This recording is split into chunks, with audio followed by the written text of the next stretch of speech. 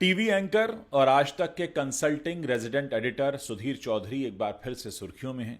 सुधीर चौधरी को लेकर खबरें ये चल रही हैं कि वो आज तक छोड़कर डीडी न्यूज यानी दूरदर्शन के न्यूज चैनल में जा रहे हैं।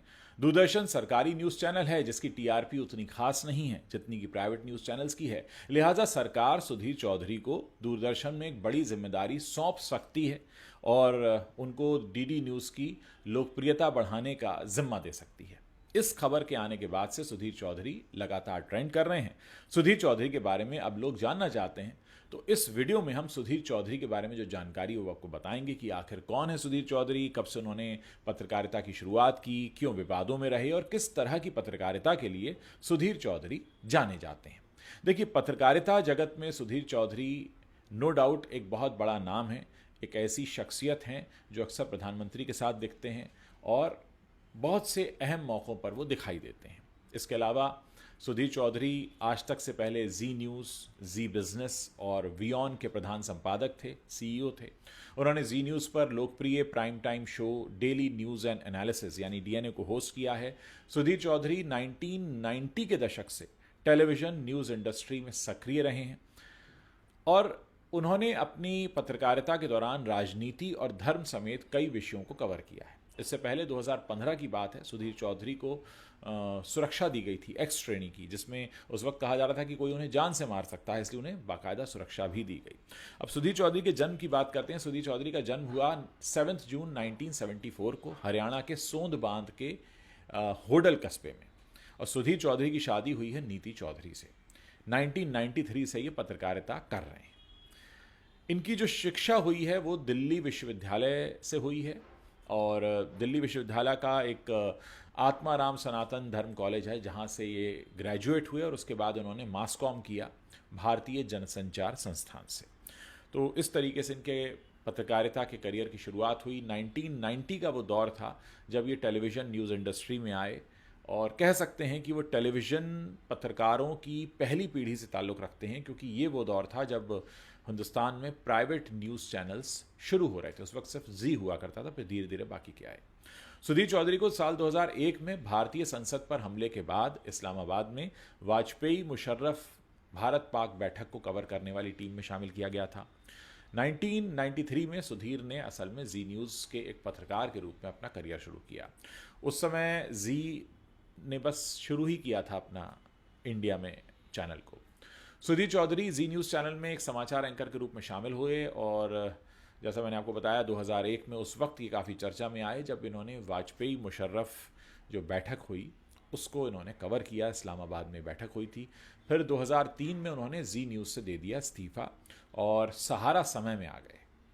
सहारा समय में इन्होंने जो लॉन्च हो रहा था उस वक्त, सहारा ग्रुप के जो न्यूज़ चैनल्स थे उसकी लॉन्चिंग में इन्होंने बड़ी महत्वपूर्ण भूमिका अदा की और उसके बाद कुछ समय बाद फिर ये इंडिया टीवी चले गए और वहाँ पर इंडिया टीवी में इन्होंने कुछ समय काम किया और उसके बाद ये लाइव इंडिया में आ गए।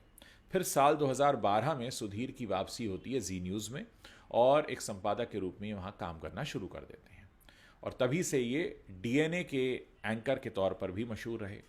2015 में इन्हें उत्कृष्ट पत्रकारिता के लिए रामनाथ गोयनका का पुरस्कार भी मिला। उन्हें उस वक्त दिल्ली गैंगरेप पीड़िता के दोस्त का भी इंटरव्यू लेने के लिए सम्मानित किया गया। सुधीर चौधरी टीवी के जितने मशहूर एंकर हैं उससे कहीं ज़्यादा वो कंट्रोवर्सी में रहे हैं। सुधीर चौधरी ने जब जी न्यूज़ छोड़कर आज तक ज्वाइन किया था तब कहा गया था कि सुभाष चंद्रा से उनका कुछ अनबन हो गई थी और फिलहाल वो आज तक में। अपने शो में सुधीर चौधरी खबरें कम एजेंडा ज़्यादा चलाते हैं, ऐसा भी आरोप लगता है और यही कारण है कि देश में एक वर्ग हमेशा उनके खिलाफ रहता है। कई बार अपनी खबरों को लेकर सुधीर चौधरी चर्चा में आते ही रहते हैं और विवादों का कारण बन जाते हैं। 2000 रुपए के नोट में चिप है, ये वाली खबर इन्होंने ही दी थी और उसके बाद से इन्हें आज तक ट्रोल किया जाता है। इसके अलावा कई धार्मिक और सांप्रदायिक मुद्दों पर सुधीर चौधरी के निशाने पर हमेशा एक ही पक्ष रहता है। वहीं कई उनके इंटरव्यूज़ वायरल भी हुए जिसके बाद सुधीर चौधरी को लोगों की ट्रोलिंग का समय समय पर शिकार होना पड़ा है। अब जान लेते हैं कि आखिर किन किन विवादों से सुधीर चौधरी का सीधा नाता जुड़ा है। इस्लामोफोबिया के इन पर आरोप लगे हैं, यानी सुधीर चौधरी पर आरोप लगा कि इन्होंने भारत के कोविड युद्ध में बाधा डालने का आरोप लगाया मुस्लिम लोगों पर। मई 2020 में केरल पुलिस ने सुधीर चौधरी के शो डीएनए के खिलाफ 11 मार्च का एक प्रसारण हुआ था, उसके खिलाफ एक एफआईआर दर्ज की, जिसमें उन्होंने जिहाद के उन प्रकारों पर चर्चा की जिनकी इस्लामोफोबिक के रूप में आलोचना की गई थी। सुधीर चौधरी की रिसर्च टीम के ऊपर भी कई सवाल खड़े होते रहे, क्योंकि कई बार सुधीर चौधरी ऐसे आंकड़े पेश कर देते हैं जिसकी ज़मीनी हकीकत कुछ होती नहीं है, ऐसा आरोप उन पर लगता रहा। लिहाजा फिर बाद में सुधीर चौधरी ये ठीकरा अपनी रिसर्च टीम पर फोड़ देते हैं कि भाई इन्होंने मुझे गलत रिसर्च दे दी, मैंने तो सिर्फ पढ़ दिया।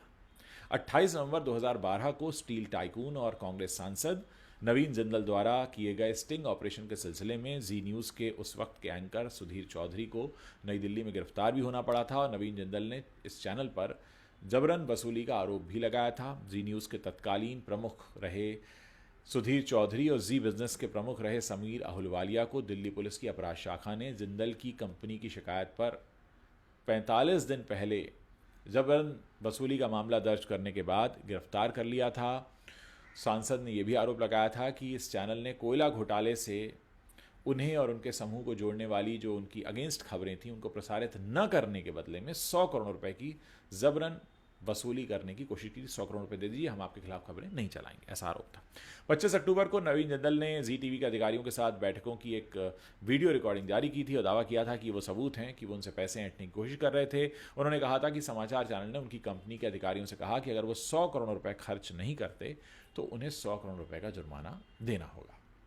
अब विज्ञापन पर 100 करोड़ रुपए खर्च करने के बाद चैनल ने उनकी फर्म को कोयला क्षेत्र के आवंटन पर नकारात्मक खबरें चलानी शुरू कर दी। हालांकि इस विवाद के बाद सुधीर चौधरी की खूब किरकिरी भी हुई। इस मामले को लेकर आज भी सुधीर चौधरी को लोग ट्रोल करते हैं। इंडिया टुडे के कार्यक्रम में केंद्रीय मंत्री रही स्मृति ईरानी ने हाल ही में सुधीर चौधरी को इसी मामले पर ऑन कैमरा ट्रोल किया था। जब उन्होंने स्मृति ईरानी से कुछ सवाल पूछे जो स्मृति ईरानी को अच्छे नहीं लगे, इसके बाद स्मृति ईरानी ने जवाब में कह दिया कि आप भी तो जेल जाकर आए हैं, कैसा लगेगा मैं अगर आपको पूछूं कि वहां कैसा लग रहा था आपको। महुआ मोइत्रा के खिलाफ भी इन पर आरोप लगे। सुधीर चौधरी ने तृणमूल सांसद महुआ मोइत्रा पर टू मैन लॉन्ग मैन के भाषण की चोरी करने का आरोप लगाया।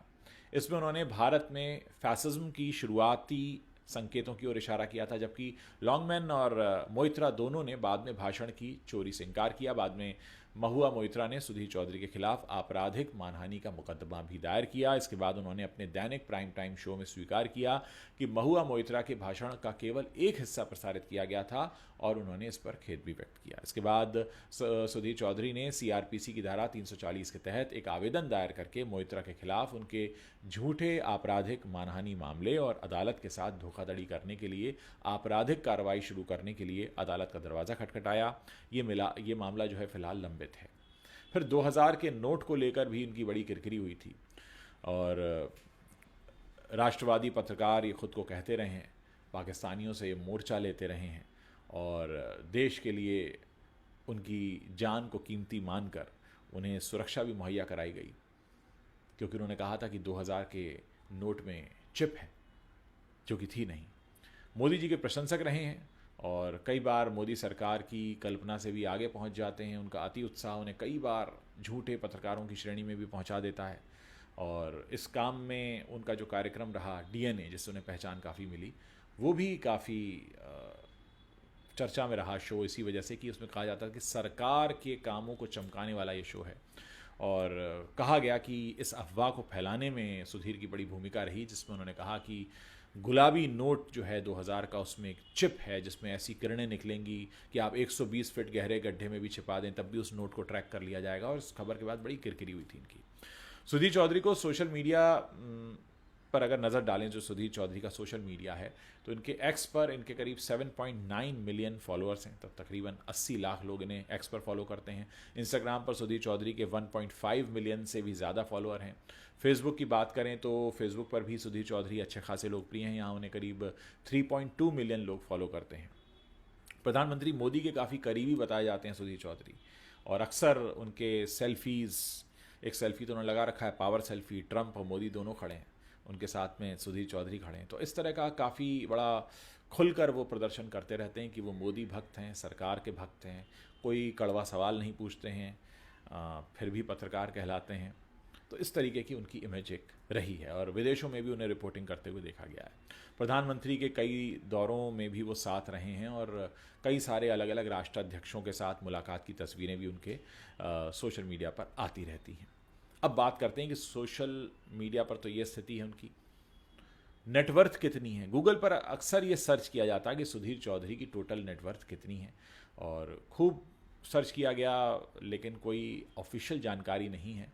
कहा जाता है कि सुधीर चौधरी की सालाना आमदनी 3 करोड़ रुपए के आसपास है, लेकिन इसमें भी कोई कंफर्मेशन नहीं है। तमाम आर्टिकल्स हैं इस बारे में। 3 साल पहले की एक रिपोर्ट में उनकी संपत्ति 3 मिलियन अमेरिकी डॉलर यानी तकरीबन 22 करोड़ की बताई गई है। सुधीर चौधरी के कई शहरों में फ्लैट्स हैं ऐसा भी दावा किया जाता है अलग अलग रिपोर्ट्स में, जो आपको इंटरनेट पर मिल जाएंगी। इसके अलावा कोई ऑफिशियल आंकड़ा अभी तक नहीं है।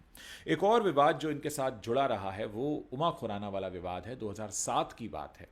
ये एक प्राइवेट न्यूज़ चैनल में काम किया करते थे संपादक के तौर पर और इनके एक रिपोर्टर ने एक ऐसी खबर चलाई थी जिसके बाद एक प्राइवेट स्कूल की शिक्षिका को काफ़ी लोगों ने अटैक कर दिया था और बाद में पता ये चला कि वो जो स्टिंग ऑपरेशन हुआ था जिसे उस चैनल ने चलाया था, जिसके संपादक सुधीर चौधरी थे, वो असल में पूरा स्टिंग ऑपरेशन ही झूठा था, लेकिन उसकी वजह से एक शिक्षिका पर बड़े गंदे आरोप लगे, उमा खुराना पर, और ये कहा गया कि वो अपने विद्यालय में कुछ गलत काम करती हैं, छात्राओं से गलत काम कराती हैं। इसके बाद पब्लिक उन पर टूट पड़ी, काफ़ी उनके साथ छीना झपटी हुई थी।